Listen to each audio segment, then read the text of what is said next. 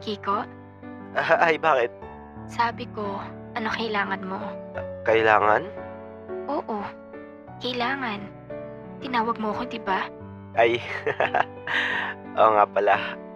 Ano kasi gusto ko lang makipagkaibigan. Ah, oo nga 'no.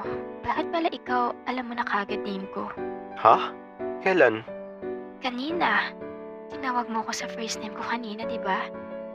Ah, ano, kilala ko na din lahat ng classmate natin. Weh.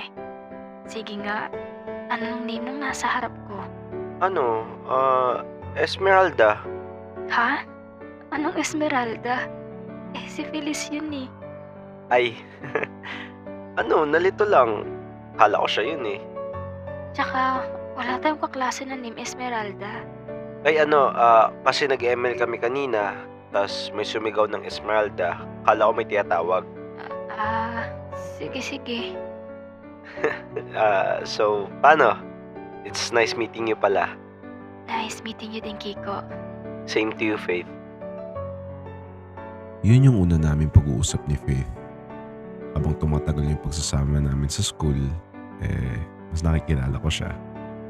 At syempre, mas nakikilala niya rin ako. Ang kinagandahan nun, wala akong kaagaw sa kanya. Walang gusto manligaw kundi ako lang. Lagi ko siyang kasabay bumaba sa kantin. Sabay din kami lagi pumunta ng school since sabi ng overpass lang naman siya. Kadalasan, ako lagi yung pupunta or tumatawid para sunduin siya. Napagkamalan na nga kami ng mga kapitbahay niya kung jowa niya ba ako eh.